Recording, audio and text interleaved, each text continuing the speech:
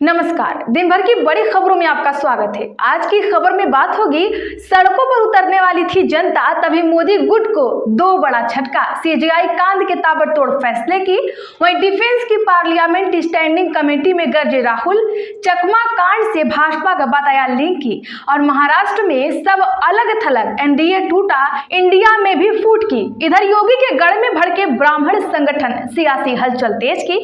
और खबर के अंत में बात होगी, चुनाव के खिलाफ सुप्रीम कोर्ट के वकील ने खोला मोर्चा की। इसी के साथ आज दिन भर की बड़ी खबरों को जानेंगे विस्तार से। उससे पहले एक नजर सुर्खियों पर। राहुल बोले, रिटायर्ड सैनिकों को प्राइवेट अस्पतालों में इलाज नहीं मिल रहा, तय सुविधाएं और रोजगार भी नहीं। कांग्रेस सांसद ने पार्लियामेंट स्टैंडिंग कमेटी में उठाया मुद्दा।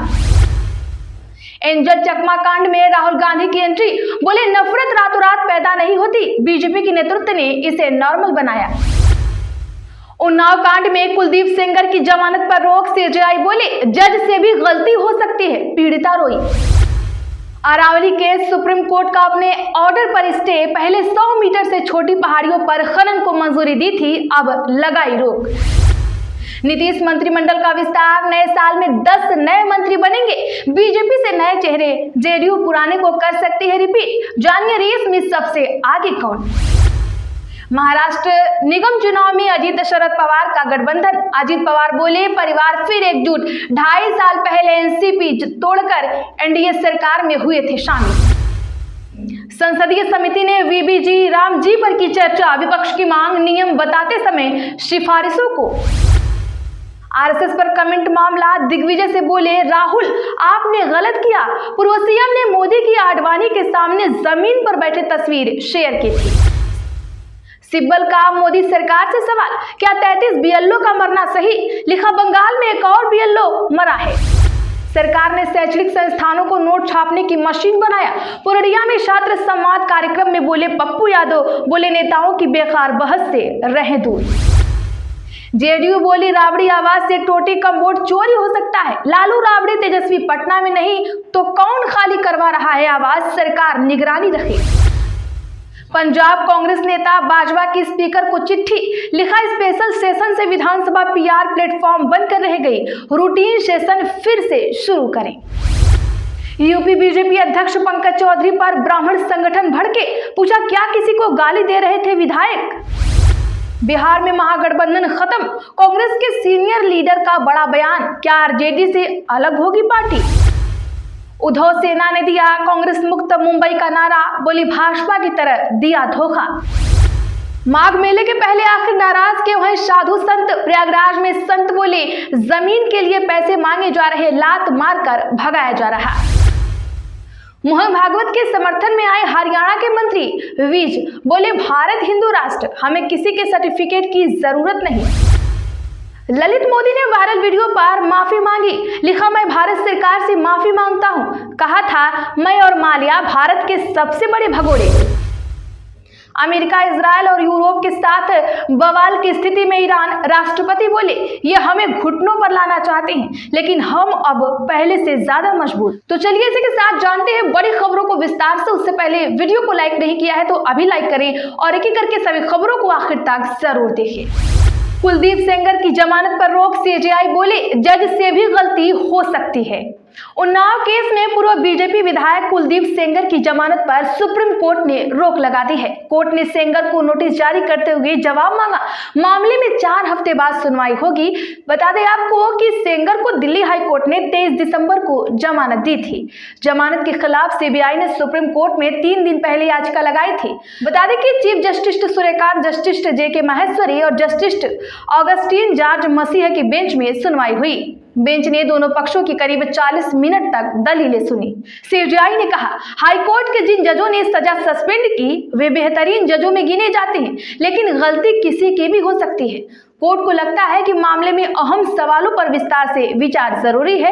आमतौर पर कोर्ट का सिद्धांत है कि किसी दोषी या विचाराधीन कैदी को रिहा कर दिया गया हो तो बिना उसे सुने ऐसे आदेशों पर रोक नहीं लगाई जाती, लेकिन इस मामले में परिस्थितियां अलग हैं क्योंकि आरोपी दूसरे मामले में पहले से दोषी ठहराया जा चुका है। ऐसे में दिल्ली हाईकोर्ट के 23 दिसंबर 2025 के आदेश पर रोक लगाई जाती है। इससे पहले कोर्ट में सॉलिसिटर जनरल तुषार मेहता ने कहा यह भयावह मामला है। धारा 376 और और पॉक्सो के तहत आरोप तय हुए हैं। ऐसे मामलों में न्यूनतम सजा 20 साल की कैद हो सकती है, जो पूरी उम्र की जेल तक बढ़ाई जा सकती है। राहुल गांधी बोले, रिटायर्ड सैनिकों को प्राइवेट अस्पतालों में इलाज नहीं मिल रहा, तय सुविधाएं और रोजगार भी नहीं। दरअसल आपको बता दें कि लोकसभा में नेता प्रतिपक्ष राहुल गांधी ने डिफेंस की पार्लियामेंट स्टैंडिंग कमेटी में रिटायर्ड सैनिकों से मुद्दे उठाए हैं। संसद में आयोजित बैठक में राहुल ने कहा कि रिटायर्ड सैनिकों को जब प्राइवेट अस्पतालों में रेफर किया जाता है तो उन्हें वहां इलाज नहीं मिलता है। सूत्रों के मुताबिक राहुल ने बैठक में कहा कि पूर्व सैनिकों की भर्ती और पुनर्वास में कमी है। बड़ी संख्या में रिटायर्ड सैनिकों को रोजगार और तय सुविधाएं नहीं मिल पा रही है। दरअसल राहुल गांधी रक्षा मामलों की संसदीय स्थायी समिति के सदस्य हैं। आज की बैठक का एजेंडा पूर्व सैनिकों के पुनर्वास, स्वास्थ्य सुविधाओं और उनके लिए उपलब्ध रोजगार के अवसरों की समीक्षा करना था। साथ ही राहुल गांधी ने उत्तराखंड के देहरादून में त्रिपुरा के छात्र एंजल चकमा के मरने पर पोस्ट किया है, भाजपा पर निशाना साधा। उन्होंने कहा कि एंजल और उनके भाई माइकल के साथ जो हुआ वह एक भयावह घृणा का अपराध है। भाजपा के नफरत फैलाने वाले नेतृत्व द्वारा इसे सामान्य बना दिया गया है। दर्शकों, क्या आप राहुल गांधी की बात से सहमत हैं? कमेंट बॉक्स में जरूर बताएं। सुप्रीम कोर्ट का अपने ऑर्डर पर स्टे, पहले 100 मीटर से छोटी पहाड़ियों पर खनन को दी थी मंजूरी।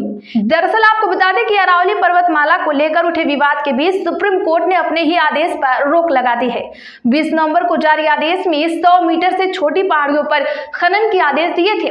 अब 21 जनवरी 2026 तक खनन पर रोक लगा दी है। बता दें कि कोर्ट ने कहा कि इस मामले की जांच के लिए एक्सपर्ट कमेटी गठित की जाए। यह कमेटी मौजूदा विशेषज्ञ समिति की रिपोर्ट का विश्लेषण करेगी। इसके बाद संबंधित मुद्दों पर कोर्ट को सुझाव देगी।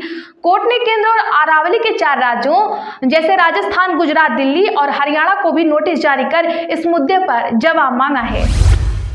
संसदीय समिति ने बीवीजी राम जी पर की चर्चा, विपक्ष की बड़ी मांग।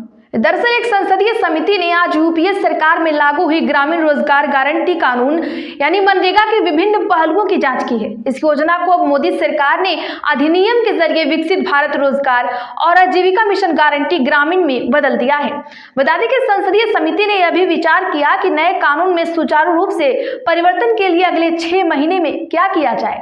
वहीं पीटीआई की रिपोर्ट के मुताबिक सूत्रों ने यह कहा है कि ग्रामीण विकास और पंचायती राज संबंधी संसदीय स्थायी समिति के ज्यादातर सदस्य इस बात को लेकर चिंतित थे कि अगले 6 महीनों में सरकार की ओर मनरेगा से वीबीजी रामजी अधिनियम में कार्यनीतियों को स्थानांतरित करने के दौरान यह परिवर्तन कैसे होगा, इस अवधि के दौरान लाभार्थियों को भुगतान कैसे किया जाएगा और अतिरिक्त बजटीय सहायता की व्यवस्था कैसे की जाएगी। यूपी बीजेपी अध्यक्ष पंकज चौधरी पर ब्राह्मण संगठन भड़के, पूछा क्या किसी को गाली दे रहे थे विधायक। दर्शकों, यूपी में भाजपा के ब्राह्मण विधायकों को चेतावनी देने वाले प्रदेशाध्यक्ष पंकज चौधरी के खिलाफ पार्टी में भी विरोध के सुर उठने लगे हैं। पूर्व सांसद ब्रजभूषण शरण सिंह के बाद अब डिप्टी सीएम केशव ने कहा विधायक मिलते हैं, मिलना भी चाहिए। वहीं ब्राह्मण संगठन भाजपा से नाराज हो गए हैं। पूछा जब भाजपा जाति की राजनीति नहीं करती है तो पिछड़ा अल्पसंख्यक मोर्चा क्यों बनाए गए हैं? क्या ब्राह्मण विधायक किसी को गाली देने के लिए साथ बैठे थे? इधर बीजेपी पार्षद ने ही मेयर के खिलाफ मोर्चा खोल दिया है। कानपुर की मेयर सिर्फ खिलौना है, उनका बेटा बंटी पांडे ही पूरा नगर निगम चलाता है। बंटी जितनी चाबी भरता है मेयर उतना ही चलती है।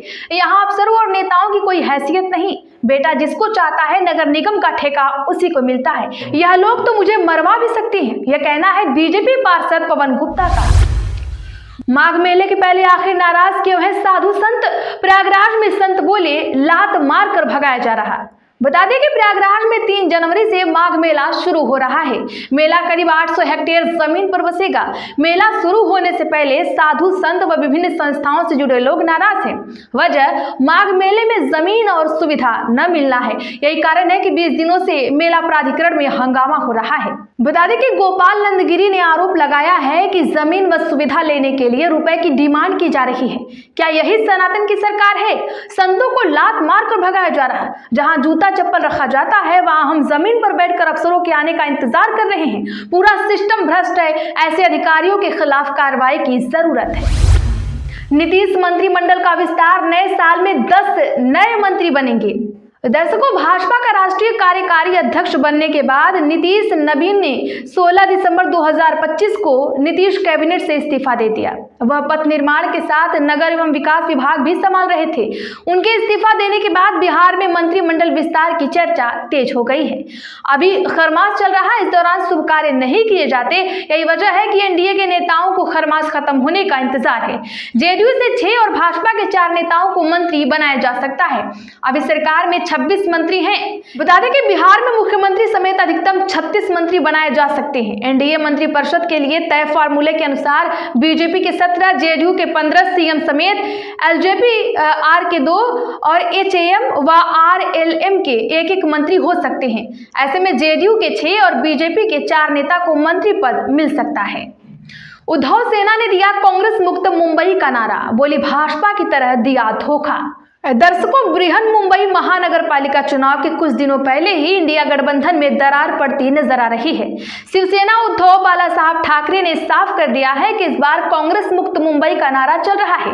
पार्टी ने कांग्रेस और वंचित बहुजन अघाड़ी के महागठबंधन पर नाराजगी जाहिर की है। साथ ही कांग्रेस पर पीठ पर छुरा भौंकने के आरोप लगाए हैं। 15 जनवरी को बीएमसी समेत महाराष्ट्र के 29 नगर निकायों में चुनाव होने हैं। तो आज के लिए फिलहाल इतना ही। वीडियो को लाइक करें, ज्यादा से ज्यादा लोगों में शेयर करें। रोज के ऐसी ताजा अपडेट के लिए अभी एसपी लाइव को सब्सक्राइब करें, घंटे का निशान जरूर दबा लें।